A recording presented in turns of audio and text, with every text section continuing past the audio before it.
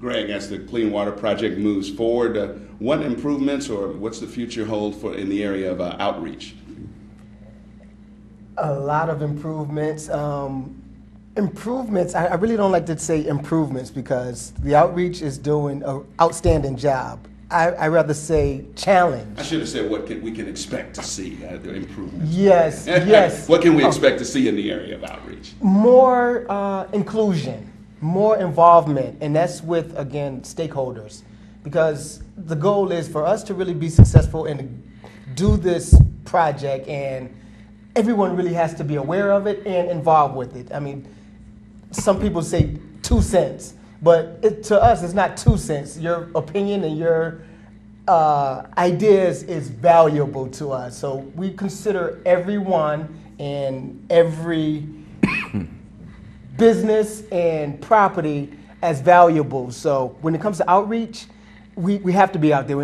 And our goal is to be transparent. So I said challenge because it's only getting bigger. And we have a few right now. So as the projects go forward, we're looking at a goal being obtained, and that goal is a big picture of the reconstruction of our whole infrastructure. So it's big. So if you're at home, you got a phone, you got a computer, or you can answer your door, you should be informed as to some aspect of what's going on with the Clean Water Project. We want to really knock on every door and keep, if that project is in your area, we're going to do our due diligence to make sure you have some kind of idea of what's going on your street.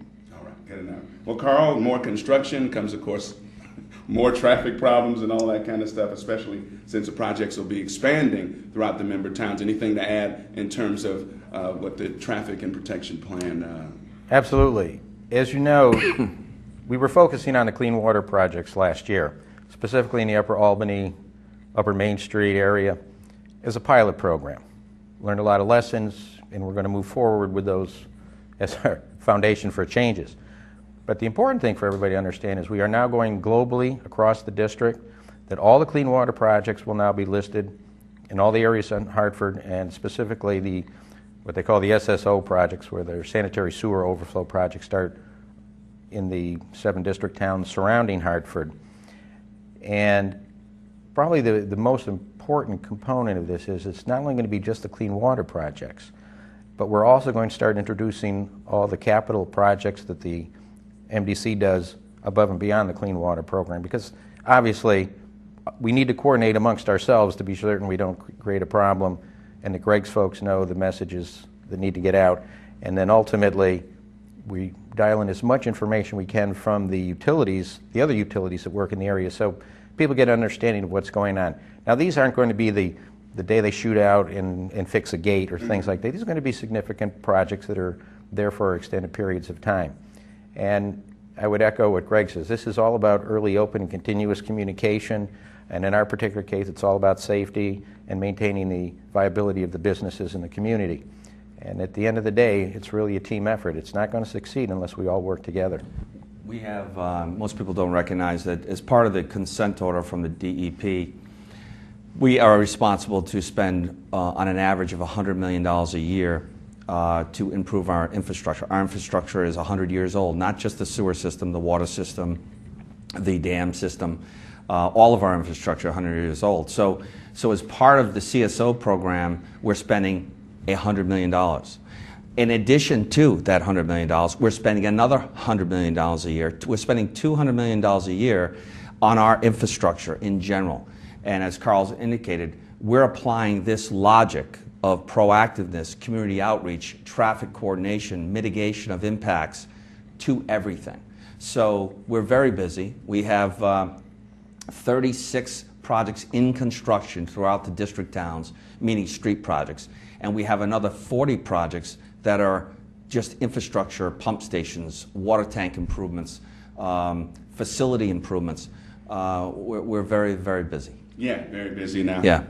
Final thoughts briefly from each of you, or jump in if you want. So, if I understand it right, you're certainly not going to rest on your laurels here. Correct. You're happy with the way things are going now, but you're always continuing to improve. Anything else you want to add for the people out there to be pretty comfortable? Well, I think that I know as our chairman or our CEO, we're very, very proud of our staff and the work that they're doing. I mean, it's a massive, I would say 2003, 2004, we were a $50 million a year company. Now we're doing $200 million a year in construction. And we've reduced our staff by over 100. So we're doing more with less. That's our job. We're becoming, in order to do that, we're becoming organized. And kudos to our staff for really performing and getting this work done. All right. You gentlemen? I would like to also add, I want to commend the outreach program that the MDC has embarked on because, as Scott just mentioned, yes, we are doing more with less, but in another sense, we gained because of what we have with the outreach entity of us. They're doing a lot, and it's astronomical the amount of work that they are doing and really representing the MDC. So they're putting on a very good face to be there in that extension of us. So that's a commitment that's really due. It's really directed right to the MDC as a utility. That's outstanding for the community to have outreach working with us. Right. I would just like to add that for people's information, what they're going to see next from a construction perspective and the traffic impacts, we're going to start spooling up in the Franklin Avenue area and then Farmington Avenue right out into West Hartford. So we've been working very carefully, not only with the city of Hartford, but that particular reach out into West Hartford. We've been also talking with the folks over in their police department, city hall, engineer, and so on and so forth to do these same sort of things. So we're, I think, getting a good reception from the people in the area. And to be honest with you, I think it's, if I was to pick one thing that I thought was kind of unique, is that most of the people we talk to, it's one of the first times anybody's ever done this, and they are incredibly appreciative. I'll just leave it like the public school system and the transportation committee we work with. We meet with them continually, and they adjust their schedules. We let them know where they're working. And important issues that you don't think about all the time is the special needs kids, that they need to be picked up at the door. So we have to coordinate very closely between those families, the contractor, and the police department. And we've learned a lot of lessons, and they're working very well, and we hope to carry that into the future. All right, gentlemen, let's see how fast that went. We're pretty much out of time here. Thank you so much for your comments. Of course, sounds like everything is on track. And of course, the Clean Water Project right now on schedule and on budget. This major project, or this is a major project, one that will add to the quality of life of everyone in the region. As we've told you, the MDC is committed to keeping you informed with programs like this and others. For MDC-related projects and traffic information, you can visit our website at www.themdc.com. Click on the traffic icon to view Google Maps highlighting the traffic restrictions, or contact the MDC's command center at 860-278-7850, extension 3600, extension 3600. You can also stay informed through this television program on your local cable access station, or sign up for the MDC's quarterly newsletter by emailing us at